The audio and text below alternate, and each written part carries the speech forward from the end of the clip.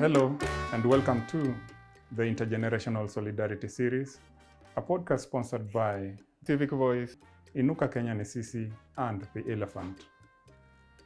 I'm Darius Okola, here with episode 2 of the podcast about a national descent that came to collectively be known as the Gen Z series. This time, I'm with the foremost gentleman, senior counsel, journalist, former member of parliament, politician, and human rights defender. He has served in and out of government, and his experiences and tales have crucial insights that will be very, very helpful to the Gen Zs as they try to forge new models and new tools for fighting for their human rights. Karibu sana. Thank you very much and welcome. I'm glad that you are doing this series because those who don't learn from history tend to repeat it with the consequences that are dire. True. And we face critical moments in our history in the light of what became of the Gen Z's revolt of June last year. Yeah. So just looking at it, these younger people find themselves in a very interesting space. They went out to the streets, they agitated both online and offline. And one of the key elements of just how it has played out is the fact that this is not a new thing. As a country, we've had series and series of these kinds of agitation by young people. And I would say, if you indulge me, when you were young, at their age, you had these kind of political moments. But just stepping a bit back, what are some of the key elements in your journey, in your career, and in your own convictions that made you want to be out there to fight for people and to fight for a fair and a prosperous civic public?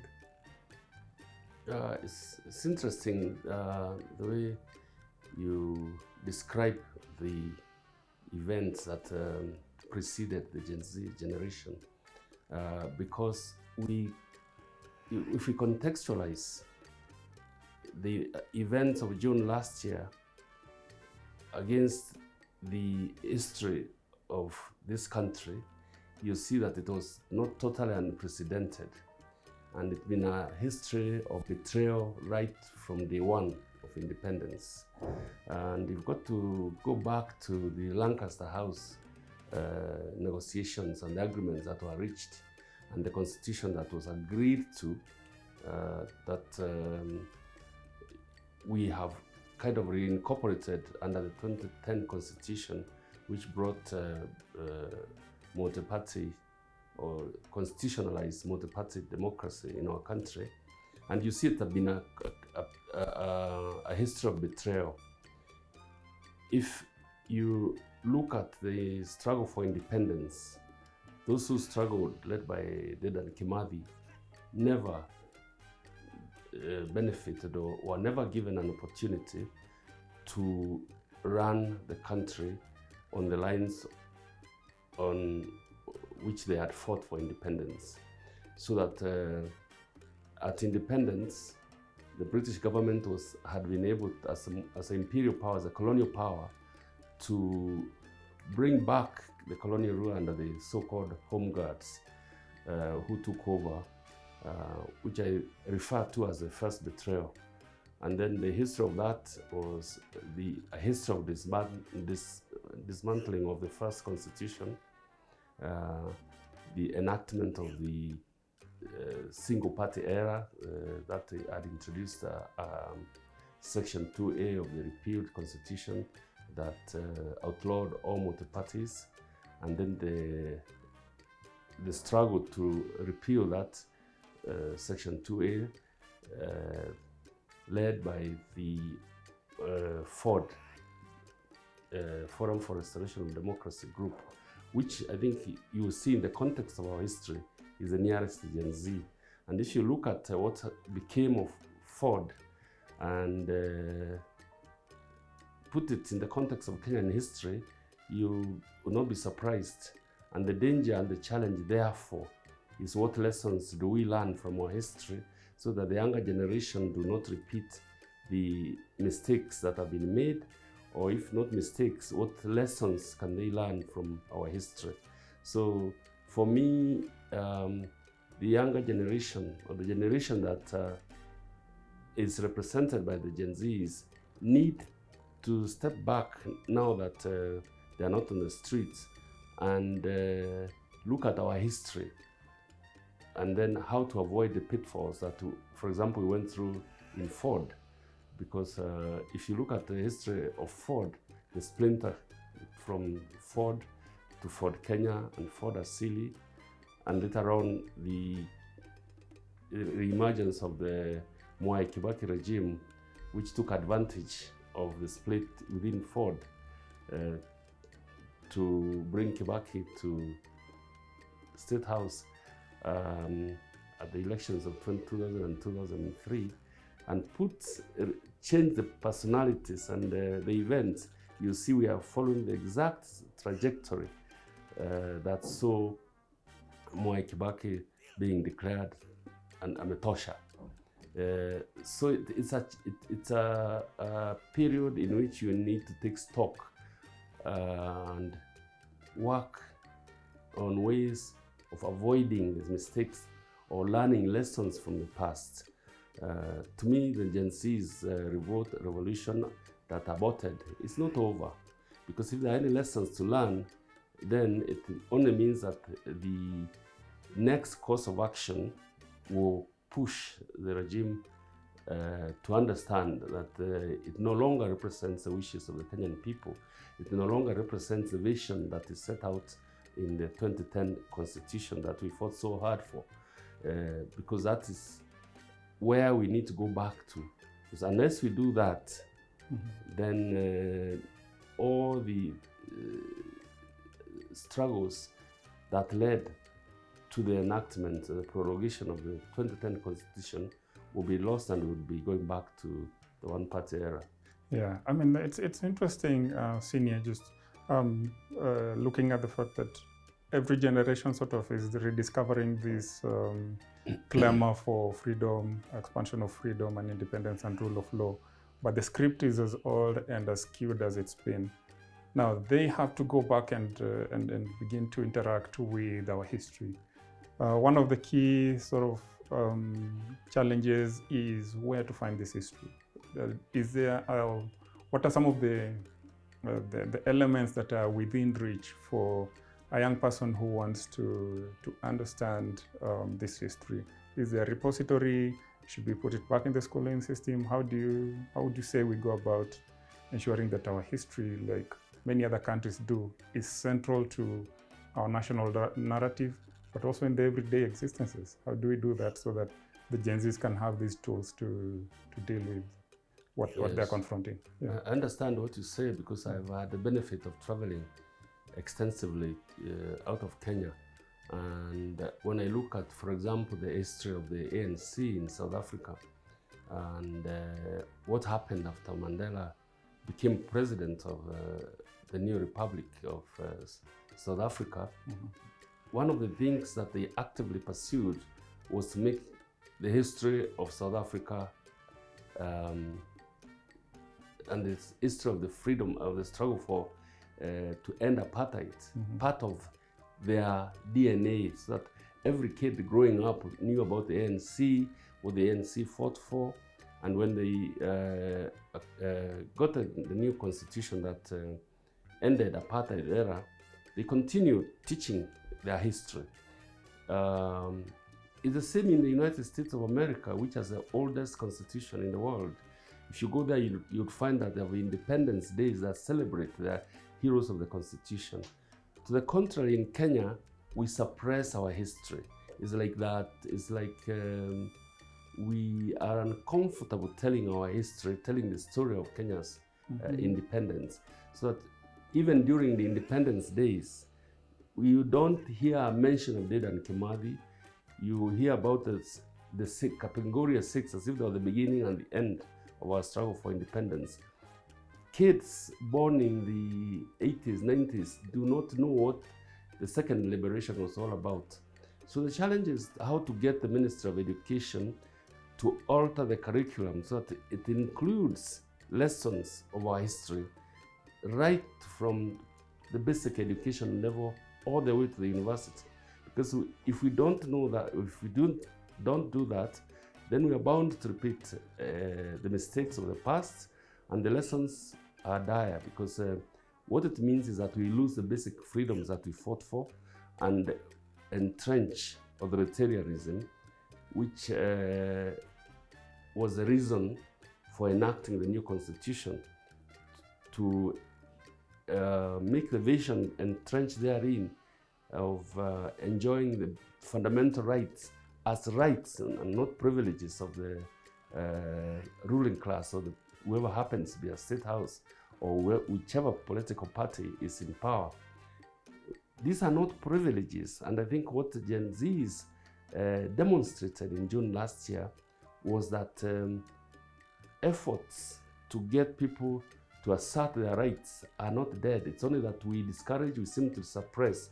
So we need, for example, during our national days, to remind the young people that where we have come from, when they are publishing the honors that we present at the State House on Madaraka Day or Jamhuri Day, we need to see a representation of the people responsible not only for the first liberation, but second liberation, and now the third liberation, which we are going through.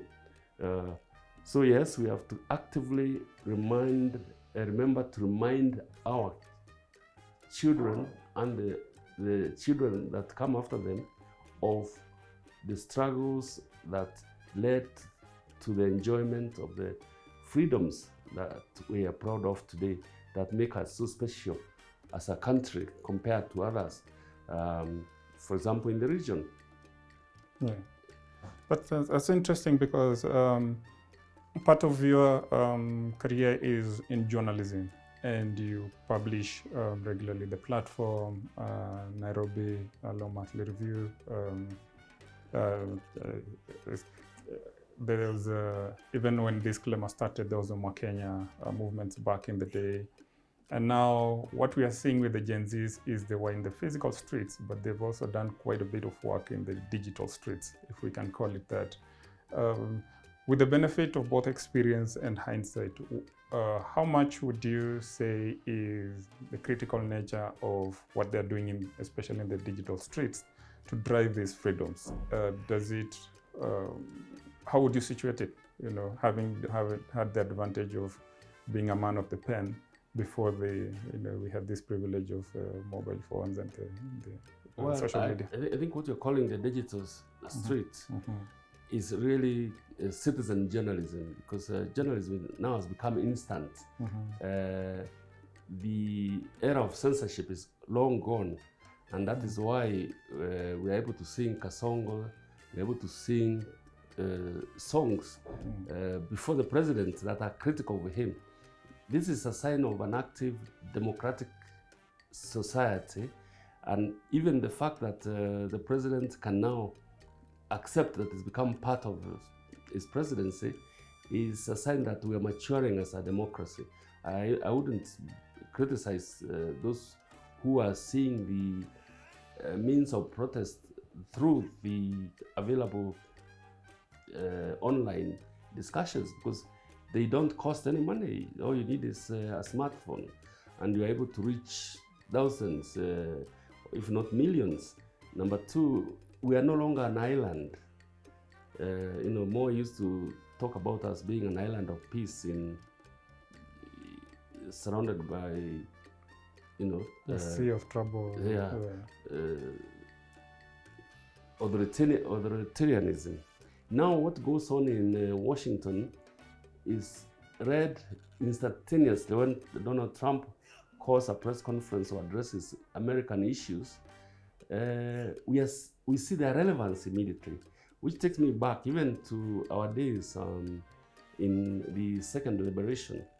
What was happening, for example, the collapse of the Soviet Union, we were seeing this live on CNN and others, and that encouraged us to rise against the one-party regime and insist that we are no longer an island, and what's the worldwide movement for freedom was worldwide, and the world had become a village, and therefore the events in the former Soviet Union or the breach of the Berlin Wall were alive, and we could see we could do the same by simply asserting our rights to exercise freedom of speech, freedom of association, and to demonstrate that these were, they inhere to every human being, and they are not privileges that were granted to us by the authoritarian one-party state.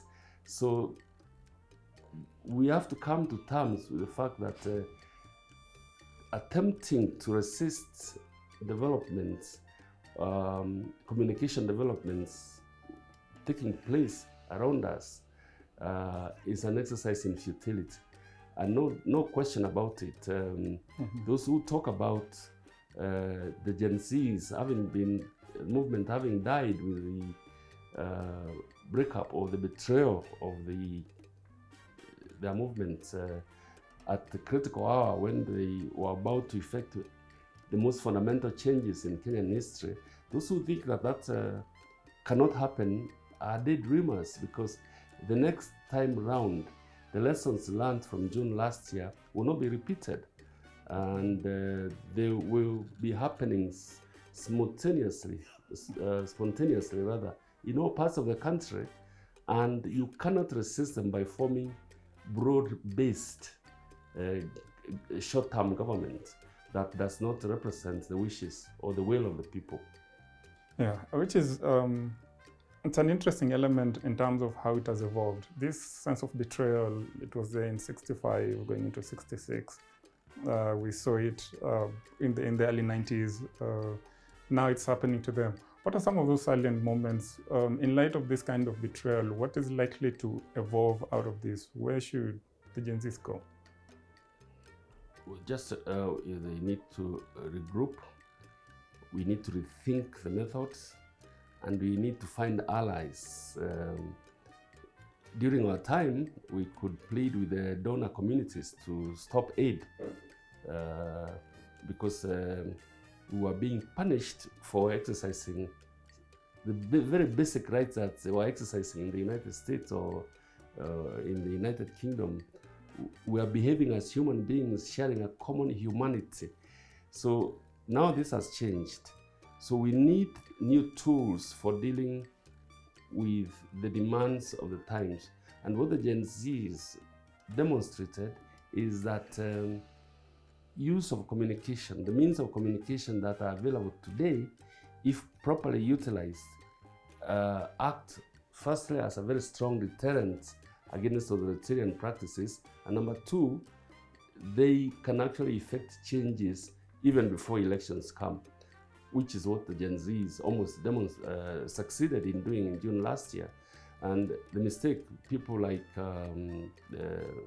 my friend Raila Odinga are doing is to think that by sheer exercise of the cultism that surrounds their names, they can hold back. They cannot, because a moment will come when State House will become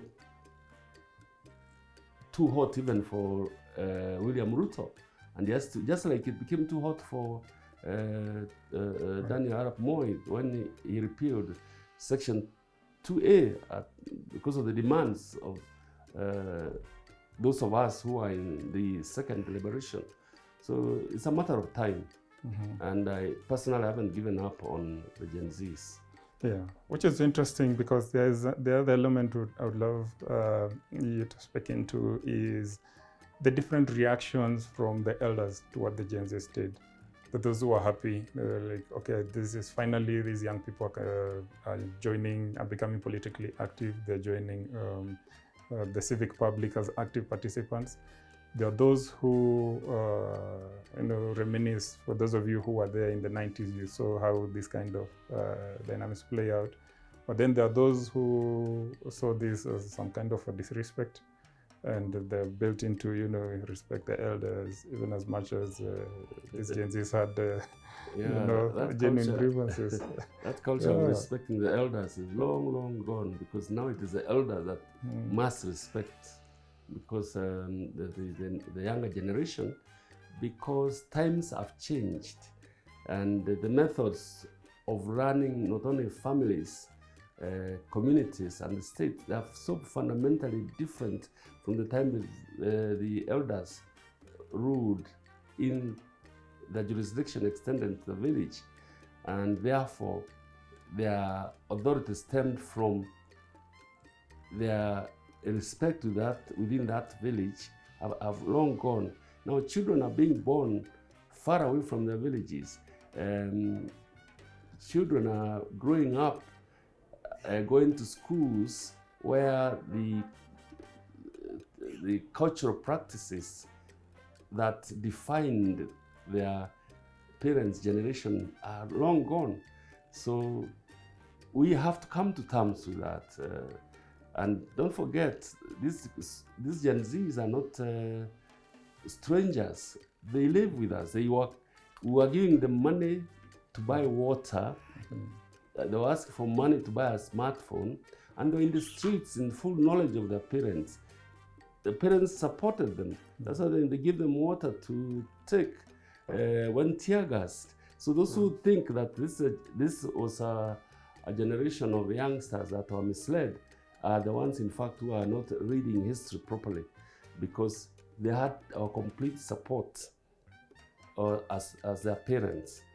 If they didn't have a place to get back to in the evening, then they wouldn't have done what they did. So is that link between the parents and their sons and daughters who are on the streets on that during that period of June last year finally proved that we have come of age in terms of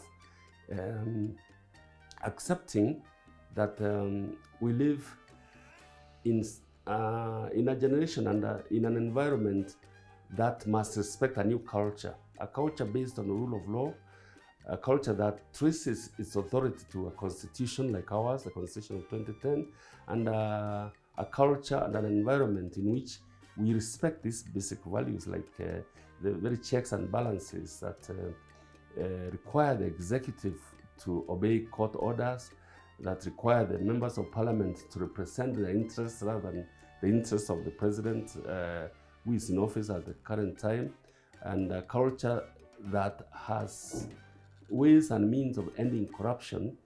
But we are seeing that instead of dealing with corruption head on, we're going around it as if it's not affecting society. If you trace what motivated, the immediate motivation for the Gen Z generation was the pervasive corruption here, where you get people rise from nowhere and start carrying bundles of cash and giving out without explaining their source, for example, without bothering to justify that hard work pays and there are shorter ways. That is what seems to guide them. So the young people can see that unless we end that culture, we have no chance, despite qualifications that you may have. You may have the best qualifications, but when it comes to employment, if your qualifications are not going to help you secure a job, if your qualifications are not going to help you in shaping the future for your own children, then a rebellion is the result. Yeah. Yes. And you've touched on politicians. Looking at how they've reacted over the last 8 months, there doesn't seem to exist any particular political program or political ideology guiding what they do. It's a very reactive kind of a model. Would you say with the current cluster of political class that we've literally reached the end of political imagination with this group? Yeah, it's really disappointing to see the deeds and actions and the way of life that the beneficiaries of the 2010 Constitution are leading, because they do not represent the values that are contained in that document, the 2010 Constitution. They are actively undermining it, and this is obvious to everyone. So as time goes on, the reaction to this generation of politicians will be to throw them out. For example, and this has been a tradition of the Kenyan politics for a long time, every election leads to about 70% of parliamentarians losing their seats. That means now including the MCAs. Therefore, this continued disrespect for the Constitution, for which they have all sworn to defend and protect, the consequences are going to be that when an election is called, they are likely to be all swept away. So they may think that they succeeded in forestalling what was intended for by the Gen Z generation, because the period between now and 2027, when the elections are due, is very short, really short. And there is continued agitation for respect for rule of law. And we have got a class of judges now that are defending actively, are taking risks to defend the Constitution and requiring that orders and judgments of the courts be respected. Of course, there will be within the judiciary elements that are corrupt, because as a result, for example, of the expansion of the judiciary after the 2010 Constitution, the number of members of the judiciary has increased more than tenfold. Therefore, cases of corruption are also magnified to the extent that we are now dealing with a much bigger membership of the judiciary than before 2010, when we could count the number of judges, for example, of the Court of Appeal, when we didn't have a Supreme Court. Now almost every county has a judge and many magistrates, both from the lowest class to the chief magistrate. Therefore, I am not really surprised that these accusations of corruption within the judiciary are being pinpointed or pointed out, because it's a natural progression out of the expansion of the judiciary. And the judiciary is very much part of the Kenyan society.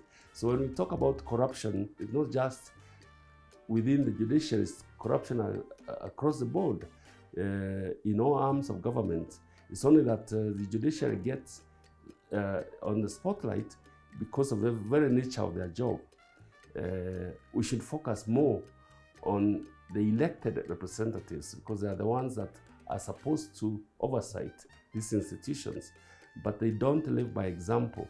Therefore, the tendency to spotlight on, to put the judiciary on the spotlight, is because that is what, for example, the judiciary and members of the National Assembly and the Senate, who want to shift away the focus from themselves by identifying an institution. But it's across the board.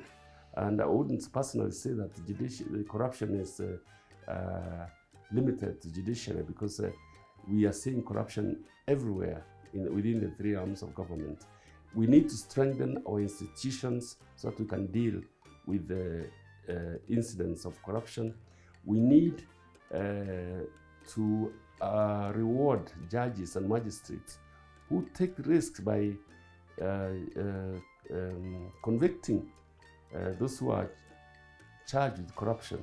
We need an office of the Deputy Director of Public Prosecutions that is sensitive to public demands and not to executive demands, which is the situation right now.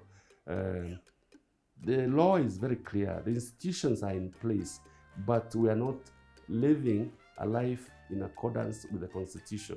The entire Kenyan society needs to refocus and go back to the values that are enshrined in the 2010 Constitution.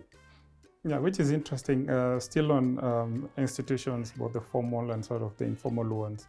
In terms of the mechanisms in place right now, in your assessment, how robust are they in augmenting what the Gen Zs are doing? We're seeing what's happening with the IBC, a bit on the judiciary, some of the, should you say, the onslaught on the judiciary. The National Assembly is fairly, have not been up to expectations of the public mood, which informs part of the storming last year. What's your general assessment of all these institutions in the ability, one, to augment what these Gen Zs are doing, but also number two, in the build-up to the general elections that's coming? Well, the institutions are very much in place. The Constitution contains our national values and principles. It sets out mechanisms for naming a government, for example. It sets mechanisms for vetting and appointing persons who hold public office. It contains principles of governance for public officers. So it's really a question of whether we can get a leadership at the executive level that respects the Constitution. And if you look back, not too far back, when Kibaki was sworn in and he spoke against corruption, policemen were being arrested by the Wananchi. Yeah? And for a short time, we thought finally we are dealing with a beast. Only to be disappointed because those who were elected didn't see the value of following up on what the president then was saying. So the challenge is getting leadership positions to those who believe in encouraging and nurturing a Kenyan society that respects the rule of law. That's really the very minimum we must look for at the elections. Having said that, and you can see it now at the IEBC, the selection process itself, strong accusations have been made against it as being flawed, because it plays such a critical role in ensuring that we have a leadership at the three levels of government that is qualified.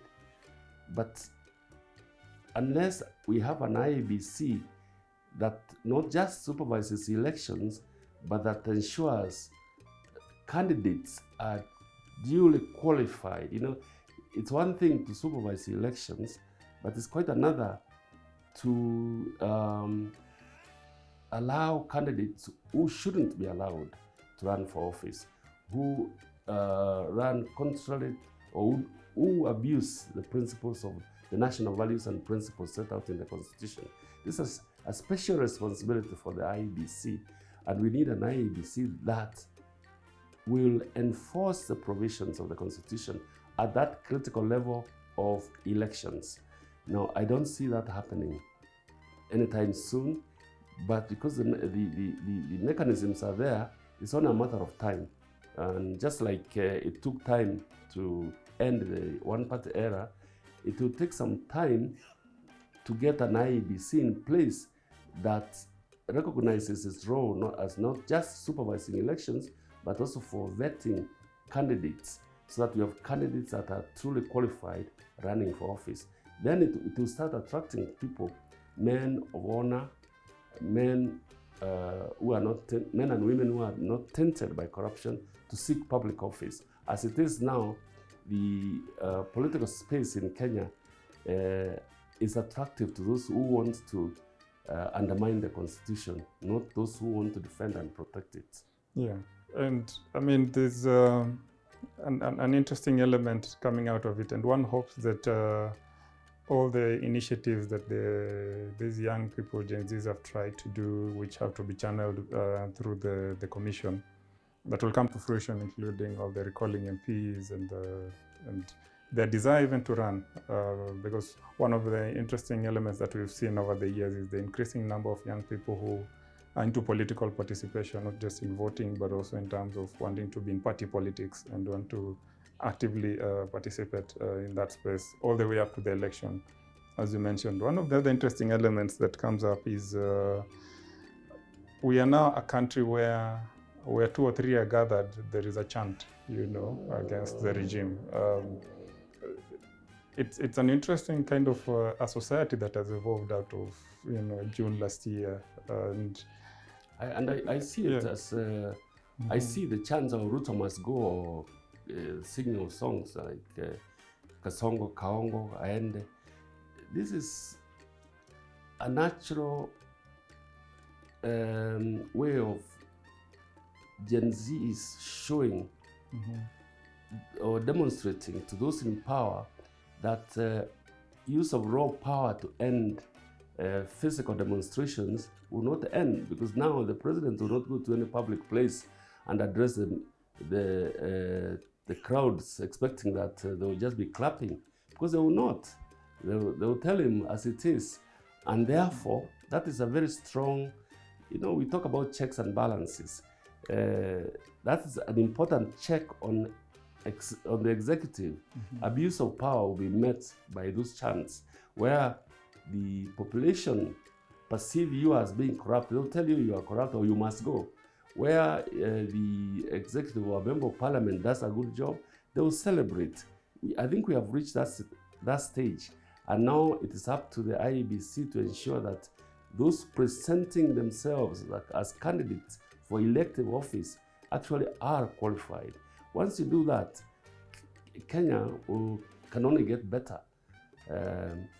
If we don't allow it to happen, we want to go back to dark days where we have to force it to happen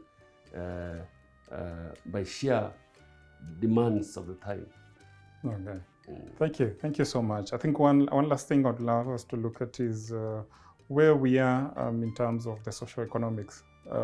We went into some serious debt over the last decade, not much to account for it, which is part of why we've ended up with this kind of national dissent. In a sense, where we are, and with the benefit of having been in the lawmaking organ of the country, but also actively both in and outside of government over the last couple of years, what are some of those immediate elements we need to put in place to sort of shield mwananchi? Because every day you go to the supermarket, it's new prices, and these younger people with starting out careers, barely much income, they're paying a critical price for that. What are our options in the immediate and maybe in the medium term to begin to get to Wanjiku out of these kind of socioeconomic conditions? Kenya is an amazing country with fantastic potential. And if we look at our country we are not, for example, as blessed with natural resources as some of our neighbors, but we are a country of great resilience. So once the fight against corruption takes root properly and is embedded in every move by those who vote for these people, because at the end of the day, they will always say, I was voted for, I was elected. So it's upon us, the electors, the voters, to ensure that we elect men and women whom we know will be able to perform their functions as per the Constitution. But we accept bribes. When you accept a bribe in order to vote for a particular candidate, then you are in no position to fight corruption. So the major issue of the day in Kenya today is a fight against corruption at all levels of society, in every institution. At the end of the day, it is upon us, it's up to you as an individual to play your part to end corruption. And just like it happened those days when members of the public were electing, not electing, but arresting corrupt police officers, we can get there. But we need a leadership that leads by example, a leadership that leads by bribes. And bribing means and includes going to a church and giving 20 million shillings and promising 100 million shillings without showing how it came into your hands, because we know how much you earn, We know the Constitution forbids you holding any other position. So it's incumbent upon you to tell us that, yes, I am able to generate businesses or income that enables me to go to a church and promise 100 million shillings without feeling that it is necessary for you to explain how you acquired it. You see, we need a leadership that leads by example. And once we reach there, the rest will follow almost as night follows the day. Mm-hmm. Yes. So, I mean, what would be your final words to a young Gen Z lady or a young gent out there who's been part of this evolution all the way from April last year going into June and up to now, and who, in a sense, hasn't figured out where to go with this? What would be your words of The advice? message is that not all is lost. What they achieved that day was more than has been achieved in decades. They were able to get the president to dissolve a cabinet and reconstitute it. What they have achieved has enabled the actions of forming governments to fight them. Because in the Constitution tells us a government that is not formed in accordance with this Constitution is unlawful. Mm-hmm. We need to just tell our youth, our Gen Z generation, not to think that they lost. They haven't lost. They came out much stronger, and they'll continue to gain strength, because even those who didn't know what they were fighting for now understand it. Those who thought that the heroes of the second liberation could not betray them now know that they can be betrayed, and that our best bet is in the Constitution. As they did when they demanded the right to demonstrate and the right to protest, those basic rights that are so basic, we need not keep reminding the regime or government in power that we're exercising these rights. They should be inborn, so that every person holding public office knows that they are holding it on behalf of the people, and the people can rise any time and tell you, you must go. So they should not give up. Yeah, Senior Counsel Gitobu Imanyara, always a pleasure. Thank you very much, and you are welcome, and come back again and let's continue the discussion. Sure.